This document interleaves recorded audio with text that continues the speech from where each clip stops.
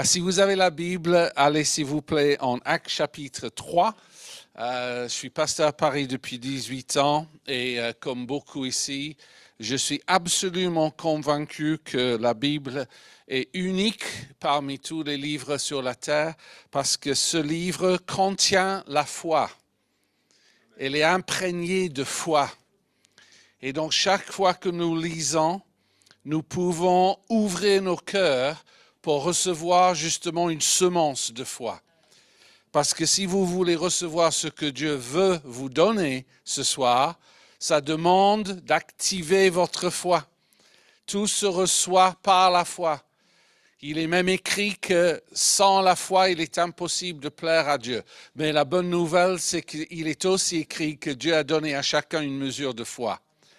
Donc, ne me dites pas, j'ai pas de foi. Si. Chacun de nous, ça c'est le cadeau de Dieu. Et toute la question devient, est-ce qu'on va exercer cette foi que nous avons? Et ce que je veux vous lire en Acte 3, en fait, c'est la première guérison de la première Église. Donc, pas une guérison opérée par Jésus directement, mais par Pierre et Jean, pour ceux qui connaissent l'histoire.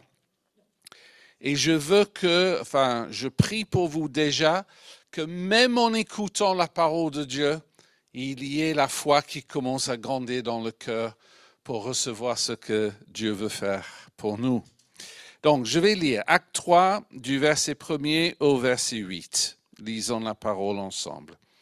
Pierre et Jean montaient ensemble au temple. À l'heure de la prière, c'était la 9e heure. Il y avait un homme boiteux de naissance qu'on portait et qu'on plaçait tous les jours à la porte du temple, appelé la Belle, pour qu'il demande l'aumône à ceux qui entraient dans le temple. Cet homme, voyant Pierre et Jean qui allaient y entrer, leur demanda l'aumône. Pierre, de même que Jean, fixa les yeux sur lui et dit « Regarde-nous ». Et il les regardait attentivement, s'attendant à recevoir d'eux quelque chose. Alors Pierre lui dit, je n'ai ni argent ni or, mais ce que j'ai, je te le donne. Au nom de Jésus-Christ de Nazareth, lève-toi et marche. Et le prenant par la main droite, il le fit lever. Au même instant, ses pieds et ses chevilles devinrent fermes. D'un saut, il fut debout et il se mit à marcher. Il entra avec eux dans le temple, marchant, sautant et louant Dieu. Alléluia. Quelqu'un est déjà excité, c'est très bien. On peut lever la main.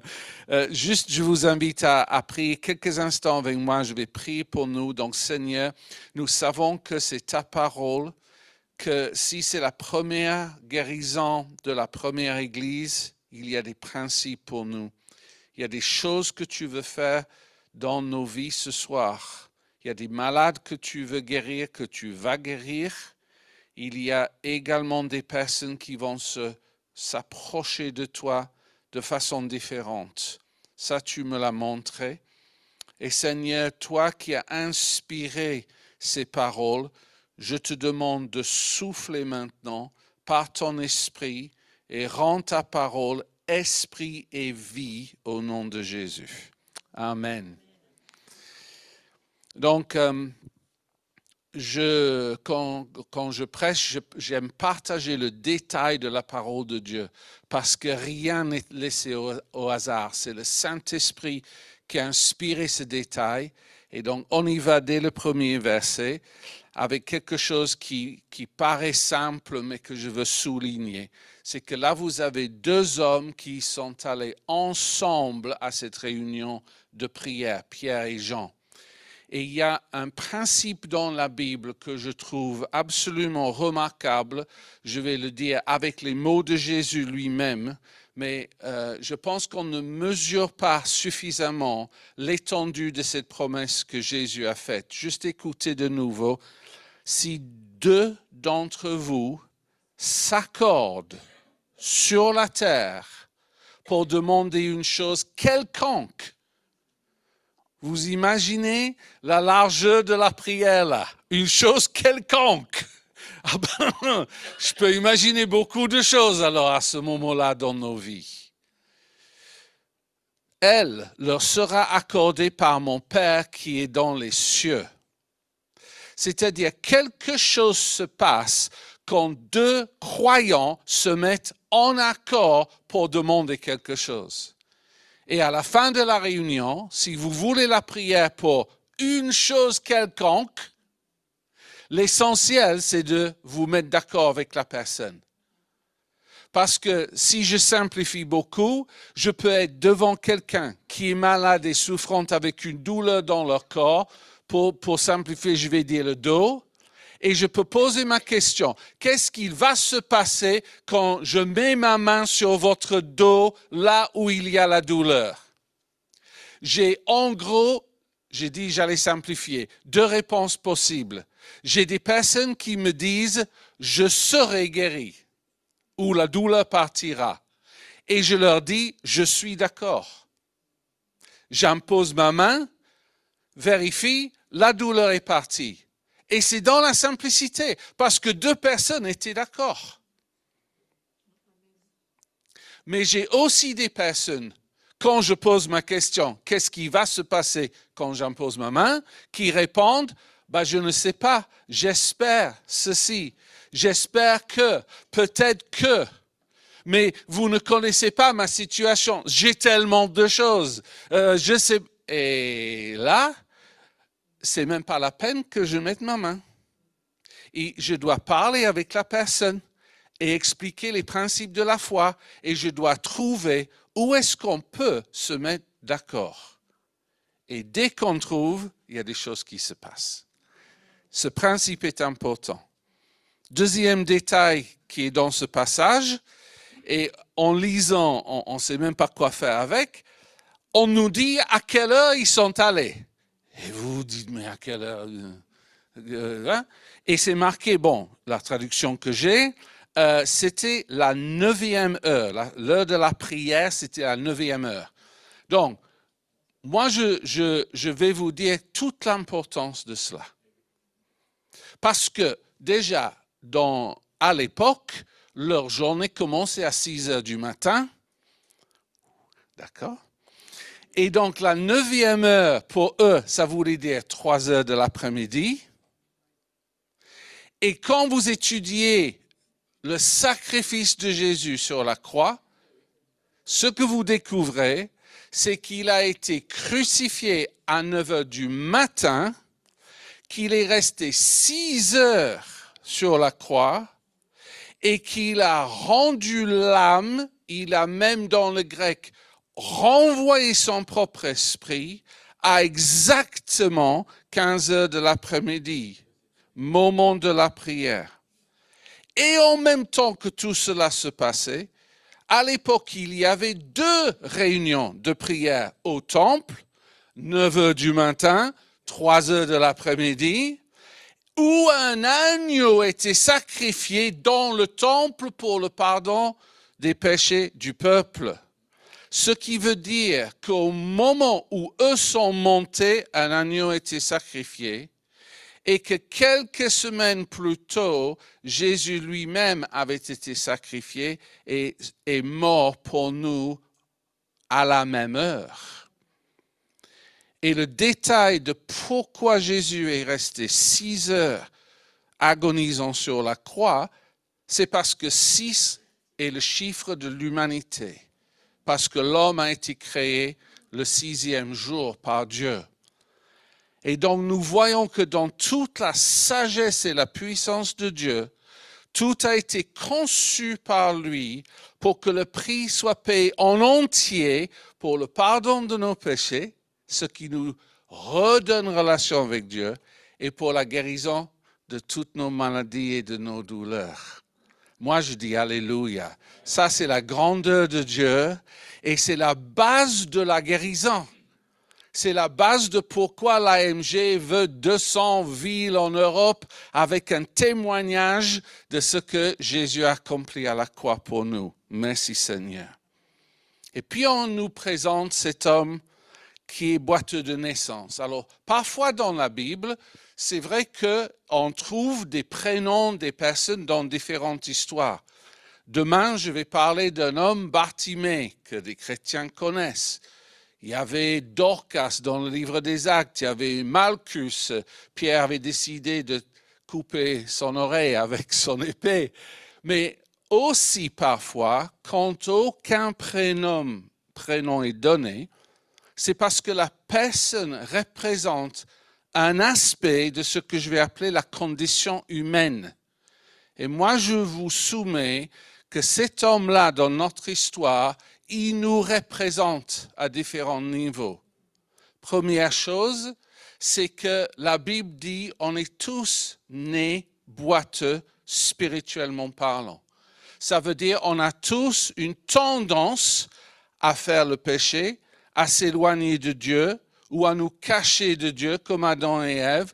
On a tous une tendance à être attirés du moins de temps en temps par le mal, par des choses qu'en vérité on ne veut pas faire.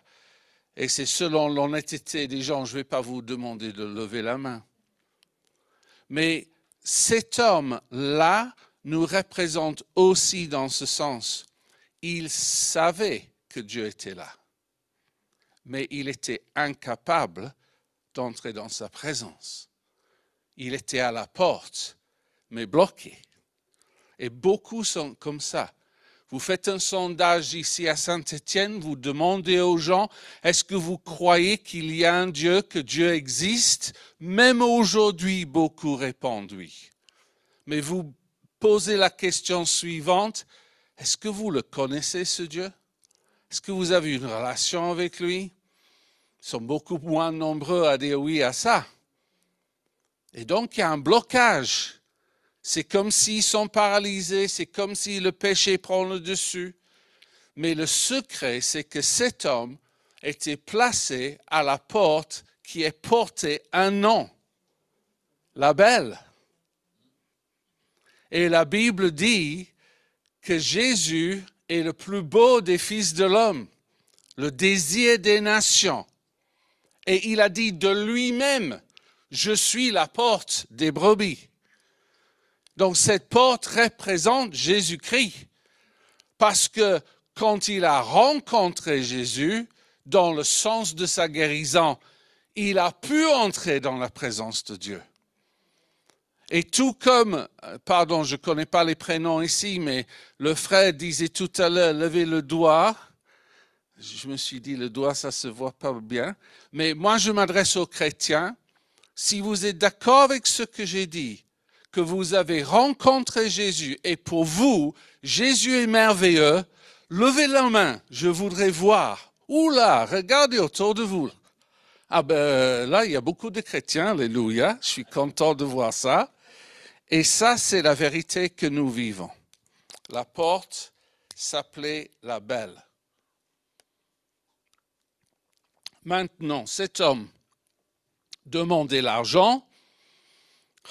Vous êtes allé à Paris, vous savez comment c'est à chaque coin de rue qu'on me demande.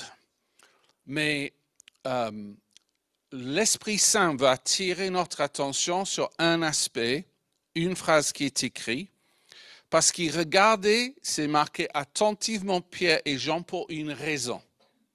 Ils s'attendaient à recevoir quelque chose.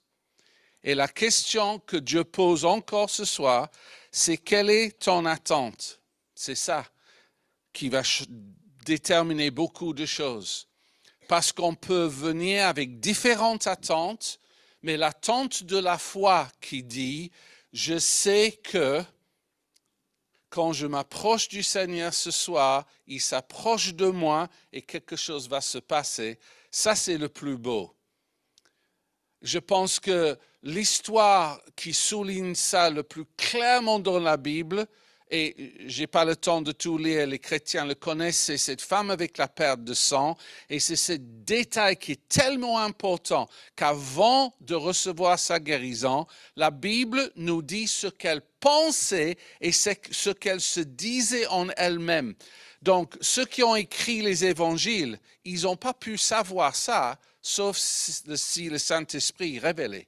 Comment tu peux savoir ce qu'une dame pense dans sa tête si ce n'est pas Dieu qui l'a vu et qui a dit, ça, c'est important. Et elle s'est dit en elle-même, si seulement je touche le bord de son vêtement, je serai guéri. Et c'est ça ton attente. Tu peux mettre ça avec tes propres mots. Si seulement quelqu'un impose leurs mains sur moi ce soir, je serai guéri. Si seulement quelqu'un prie avec moi, je vais rencontrer Dieu. Peu importe comment tu formules, mais prépare une attente dans ton cœur. Alléluia. Et surtout, ne te dis pas que ton cas est trop difficile. Je dis ton cas parce que je suis anglais et je tutoie très facilement. Et on est pour la plupart de nous, des chrétiens. Mais cet homme n'avait jamais marché de toute sa vie. Et je vous demande juste à réfléchir à comment il aurait pu réagir. Parce que, n'ayant jamais marché, Pierre lui dit, lève-toi et marche. Il aurait pu se braquer. Minimum, il aurait pu dire, je ne sais pas faire ça, ou je ne peux pas.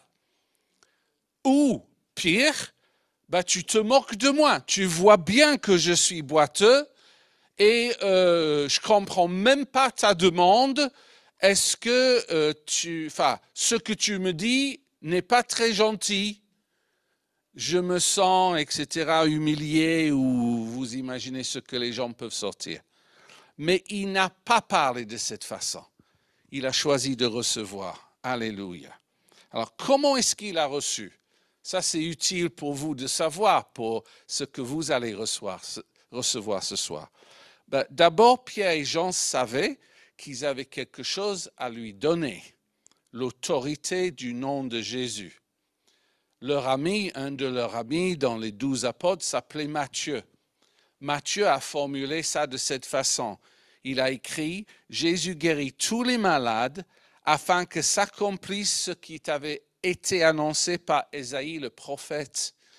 Il, Jésus, a pris nos infirmités et il s'est chargé de nos maladies. » D'autres traductions, il s'est chargé de nos douleurs. Et donc nous avons la déclaration de la Bible dans l'Ancien et dans le Nouveau Testament qu'à la croix, il y avait un échange remarquable, invisible peut-être pour nous, mais n'empêche réel et très puissant. Et cet échange, c'est que Jésus a pris ses péchés sur lui afin que nous soyons pardonnés. Et tous les chrétiens savent que c'est la réalité. Parce que dès qu'on demande pardon, on reçoit la paix de Dieu. Mais de même, la Bible dit, par le même sacrifice, il s'est chargé de nos douleurs, de nos infirmités, nos souffrances et nos maladies. Et parce qu'il a fait cet échange-là, le prix a été payé. Moi, je sais que je peux insister sur ta guérison parce que j'ai compris que pour Dieu, c'est pour ça que Pierre dit plus tard, nous avons été guéris. Avant même de le voir, Pierre dit, nous avons été guéris. Je cite 1 Pierre 2, vers le verset 23-24. Pourquoi? Parce que pour Dieu, c'est un fait historique. Et les hommes, les médecins, les infirmiers, etc., ils font un très bon travail, on n'est jamais contre eux, mais eux, ils essayent de guérir physiquement. Et ça, tout le monde comprend. Mais j'espère que vous comprenez que Dieu guérit spirituellement. Dieu envoie sa parole et ceux qui reçoivent sa parole reçoivent la puissance pour être guéris. Je peux le reformuler de cette façon. Si vous lisez après, parce que vous êtes majoritairement des chrétiens, si vous lisez le premier chapitre de Jean, Jean va donner ce principe, que beaucoup n'ont pas reçu Jésus quand il est venu parmi les siens. Mais, il dit, à ceux qui l'ont reçu, qui ont cru en son nom, ces personnes-là ont reçu la puissance pour devenir enfant de Dieu. C'est-à-dire, si tu crois, tu reçois une puissance. C'est le principe de la parole de Dieu. Si tu reçois les paroles qui sont données ce soir, tu reçois avec ces paroles la puissance pour devenir une personne en bonne santé, pour devenir enfant de Dieu, une personne avec un témoignage. Alléluia pour ça. Et je veux ajouter un détail de plus, quelque chose que Dieu m'a montré un jour, je vais simplifier, juste pour vous aider à recevoir, parce que, et pardon si je n'ai pas le temps d'aller regarder le texte, mais je vous donne la référence. Je vais parler d'Ézéchiel chapitre 47. Pourquoi?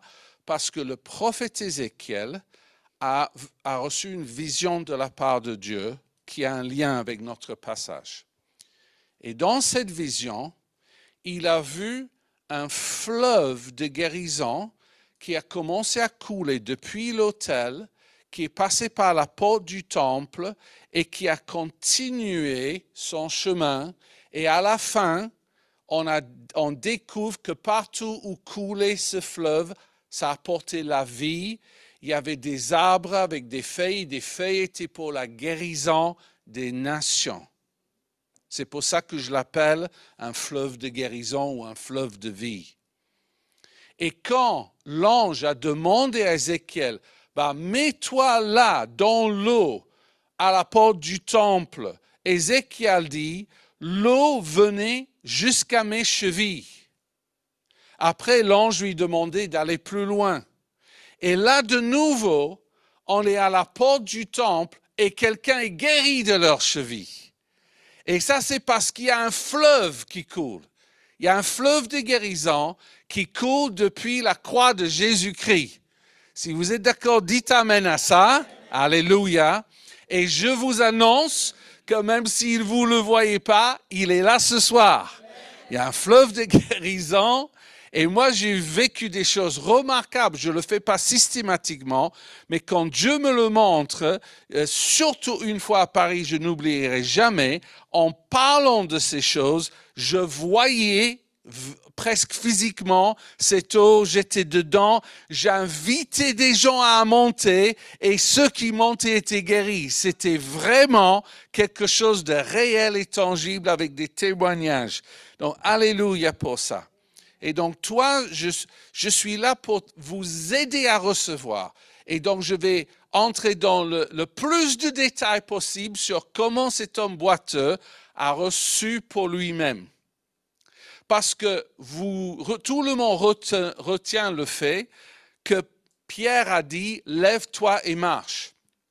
Et il avait raison de le dire. C'est une parole d'autorité au nom de Jésus qui est absolument valable. Mais ce n'est pas à ce moment précis que l'homme a été guéri. Il était toujours assis. Pierre lui parle, lève-toi et marche. Et je parle des 3 secondes qui ont suivi. Il n'y a pas eu de guérison. Laissez-moi vous relire le verset 7. Et le prenant par la main droite, il le fit lever au même instant. Ses pieds et ses chevilles devinrent fermes. Donc le moment de la guérison, c'est le moment quand le boiteux a osé faire ce qu'il ne pouvait pas faire. Ça, c'était le moment de la guérison. Donc, il fallait donner le mot d'ordre. Je suis d'accord avec ça, mais il fallait une réponse de la foi. Et tout comme vous écoutez souvent des intervenants suisses, français et compagnie, moi, j'ai mes préférés anglophones, Bill Johnson et compagnie, Randy Clark, etc. Et les deux qui ont peut-être parmi les plus grands ministères de guérison, ils disent publiquement 50% des personnes guéries sont guéris quand ils font un pas de foi. Vous imaginez combien je viens de vous dire là? 50%. Ça veut dire, vous avez quelqu'un, j'ai eu ça la semaine dernière, quelqu'un qui m'a dit, regardez pasteur, je ne peux pas lever mon bras plus que ça. Je suis bloqué. Si je fais ça, ça me fait aïe, ça me fait mal. Si j'essaye de toucher, je ne peux pas, etc. L'autre bras, pas de difficulté du tout, etc. J'ai dit, je vais prier pour ton épaule, etc. Mais dès que la prière est terminée, lève ton bras par la foi. Entre dans ce que Dieu a fait pour toi. Et elle a dit, ok, d'accord. Alors, je voyais que ça allait timidement au début. Hein? Et ça, c'est humain. Parce que si tu sais que normalement ça fait mal, tu ne fais pas Enfin, si tu as une grande foi, peut-être. Hein? Je vous autorise. Mais bon, elle est allée timidement et puis tu vois sur le visage la surprise. Et puis la réalité que la guérison était là. Et c'est la même chose si quelqu'un me dit, j'ai juste du mal quand je monte des marches. On a des marches.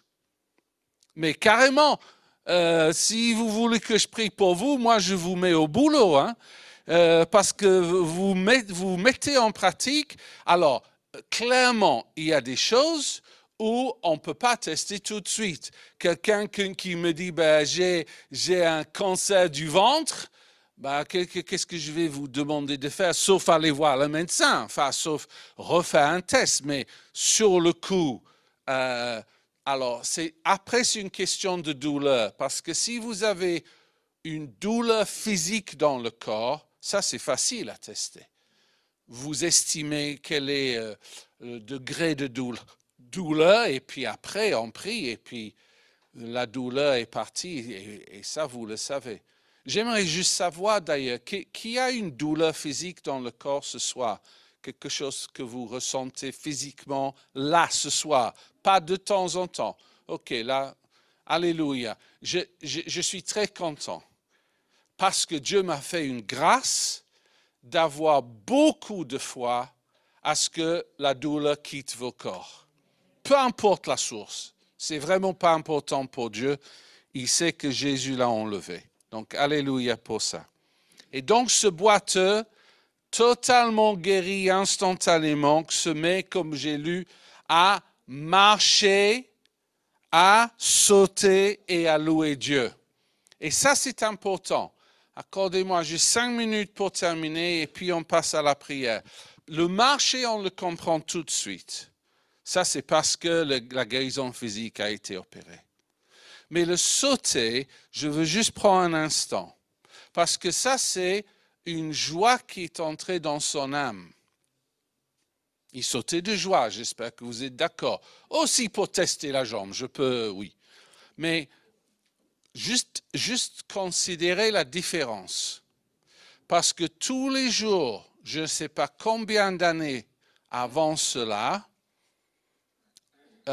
si il était typiquement humain dans sa pensée, il aurait pu raisonner de cette façon. Dieu, je ne comprends pas pourquoi je suis né boiteux. Dieu, pourquoi ça m'arrive? Dieu, je vois tous ces gens qui entrent dans ta présence. Moi, je n'entre pas. Je peux pas. Dieu, je ne sais pas en fait si tu m'aimes. Je ne sais pas si tu es fâché avec moi. Si c'est le cas, je ne comprends pas. Enfin, plein d'interrogations. Beaucoup de gens, beaucoup trop de gens, et même, je dois dire, dans le corps de Christ, les chrétiens, dès qu'il y a quelque chose de difficile, ils commencent à remettre en question la bonté de Dieu ou la volonté de Dieu. Et Dieu dit, mais tourne-toi vers moi, exerce ta foi, et tu verras que je veux intervenir dans chaque situation. Il n'y a pas une seule situation qui est sans espoir pour Dieu, parce que Dieu n'est jamais sans espoir. Il sait ce qu'il peut faire pour toi. Il le sait. Tu peux me dire, il n'a pas fait encore, c'était combien d'années pour le boiteux? La différence, c'est que quand le boiteux a fini par exercer sa foi, il a fini par comprendre, j'avais tort. Je pensais que Dieu était fâché avec moi. Je découvre que non. Je pensais que Dieu était peut-être méchant ou quelle autre pensée. Je découvre que non. Je découvre qu'il est bon, qu'il m'aime et qu'il m'a guéri. Et donc, je suis dans la joie. Peut-être pour la première fois, on ne peut pas savoir ça. Mais c'est ça que Dieu veut pour ses enfants. Jésus a dit, écoutez, vous qui êtes des parents, vous avez des enfants et vous essayez de leur donner de bonnes choses. Et puis, il n'est pas très sympa avec nous, Jésus, parce qu'après, il dit, et méchant comme vous êtes, aïe, aïe, aïe, comparé à Dieu, comparé à Dieu. Imaginez le bon Père et combien il veut donner de bonnes choses à ses enfants. Ça s'appelle le renouvellement de l'intelligence. Dieu est bon et veut nous faire du bien.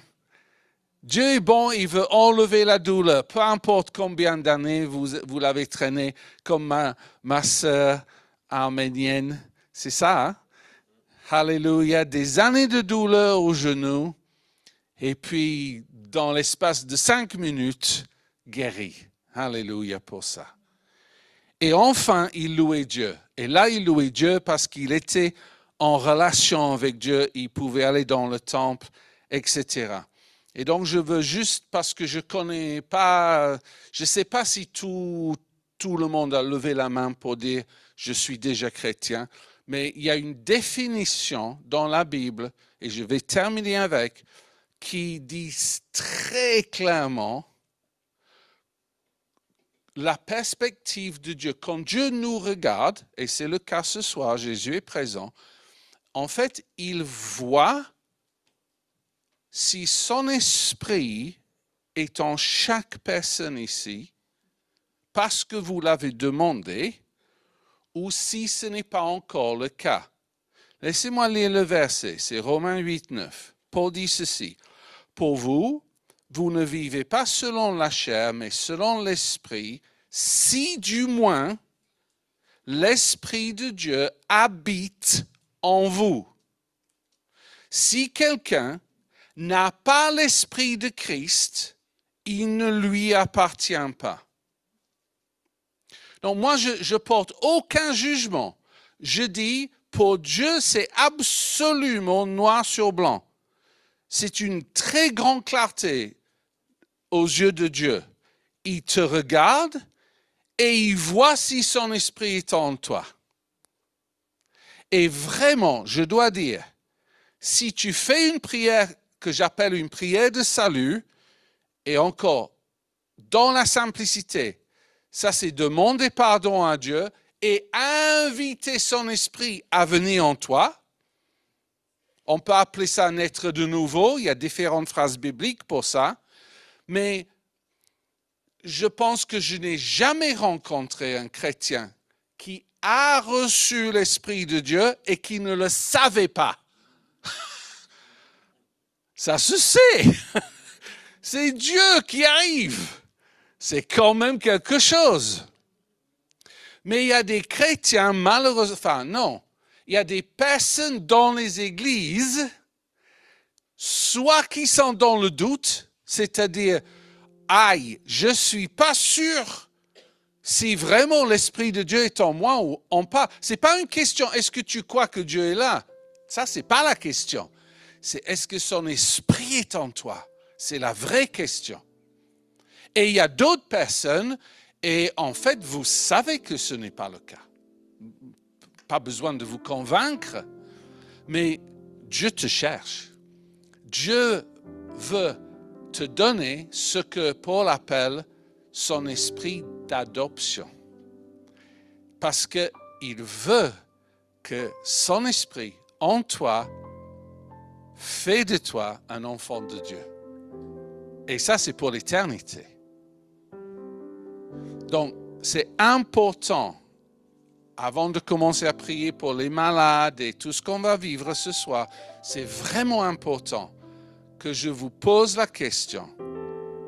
Est-ce qu'il y a une personne ici, soit tu es pas certain si l'Esprit de Dieu est en toi ou pas, mais tu aimerais qu'il soit là, ou soit tu sais très bien, non, ce n'est pas encore le cas, mais je veux recevoir. Là, il faut juste lever la main pour dire, soit je ne suis pas sûr, mais je veux, ou je veux faire la prière de salut pour la première fois. Alors, si vous êtes tous des chrétiens, je suis très en paix, hein? Mais Dieu cherche et regarde chaque cœur. Je prie, Seigneur, qu'il y a des personnes, s'il y a des personnes qui hésitent, parce que je ne connais pas, que tu leur donnes le courage de lever la main et de dire, Dieu, je veux absolument ton esprit en moi. Voilà, j'ai libéré ça. Et ça a libéré 2 mains. Ça a libéré 3 mains. Dieu fait son œuvre. Juste les chrétiens qui sont là, vous qui avez reçu l'esprit d'adoption, priez, parce qu'il y a toujours une lutte pour que quelqu'un soit libre pour dire « ça c'est une prière que je veux faire ». Et ces 4 personnes-là sont juste en train de partir pour recevoir l'esprit d'adoption. Donc, j'espère que vous pouvez prier avec moi pour eux. Hein? C'est important quand même. Seigneur, nous les bénissons. Nous célébrons leur courage et ce moment où ils ont pu vivre cette percée pour ne plus être retenus et pour dire non, c'est trop important. Et Seigneur, là, nous te les remettons parce que c'est ton œuvre par ton esprit. C'est toi qui convaincs et c'est surtout toi qui arrives. Et nous, les chrétiens, qui avons la joie de t'avoir à l'intérieur de nous, notre prière est simple. Refais-le, Seigneur. Fais pour eux ce que tu as fait pour nous. Donne et déverse ton esprit dans leur cœur. Alléluia. Nous sommes dans la joie pour ça. Alléluia. Et donc, on va passer à la prière de guérison, comme je vous ai dit. Et pour moi, du moins, sauf si ici c'est organisé différemment, on termine la soirée avec ce temps de prière qui peut durer le temps que ça dure. Hein. Moi, je n'ai pas mon chez moi, quelqu'un me conduira probablement très tard la connaissant. Ok, c'est pas grave. Mais donc, je vais vous expliquer ce que Dieu m'a dit dans le détail concernant l'ordre des choses. Et je suis vraiment désolé. C'est impossible de tricher. Je vais vous expliquer pourquoi. Parce que Dieu me dit à moi, Steve, je te demande de prier pour certaines choses d'abord. Après, je peux prier pour d'autres conditions, maladies, peu importe. Mais je suis absolument tenu par l'Esprit Saint à commencer avec ce qu'il me demande. Il y aura d'autres équipiers de prière, la pasteur et d'autres encore, qui ont la même onction, le même Saint-Esprit, le même ministère de guérison. Il ne faut pas juste que chacun dise c'est l'intervenant et malgré son accent, je veux qu'il prie pour moi. Il ne faut pas raisonner comme ça. Tu peux même, comme la femme avec la perte de sang, tu peux dire, quand un tel là-bas que je ne connais pas, quand elle met sa main sur moi, je serai guéri, vous serez guéri. Ça n'a rien à voir avec moi. Donc, voici ce que j'ai reçu. Je dois prier d'abord pour la guérison des cervicales. Vous avez douleur au cervical.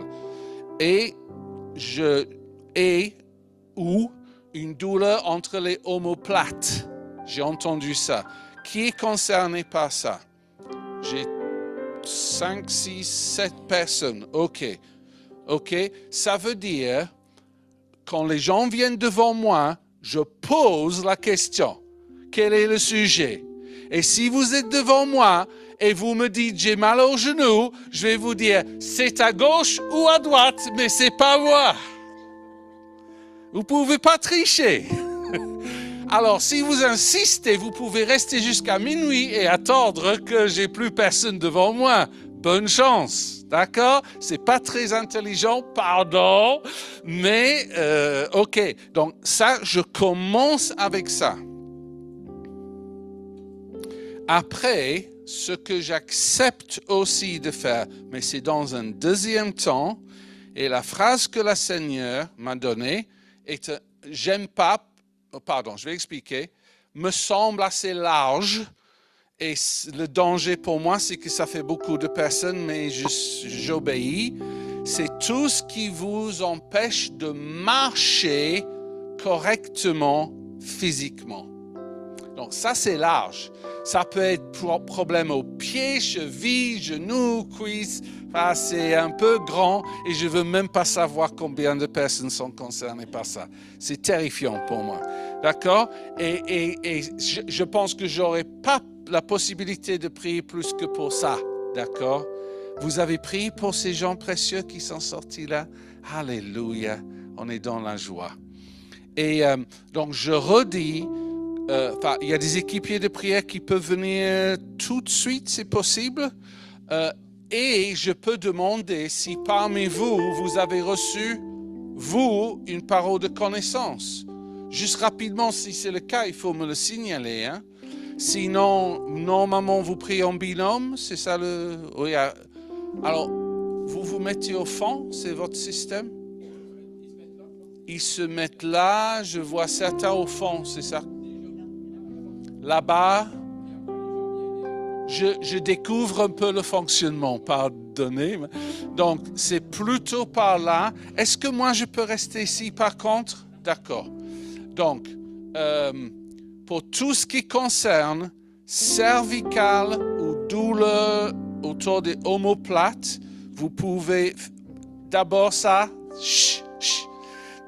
d'abord ça pour moi ici. Pour toutes les autres choses, vous allez là-bas et c'est après, quand vous voyez qu'il n'y a plus personne, pour les problèmes de marche, pieds, genoux, tout ce que j'ai dit là, ça c'est la deuxième vague. OK? On va dire Alléluia d'avance. On va dire Seigneur, merci d'avance parce que tu vas guérir tout le monde ce soir. Amen.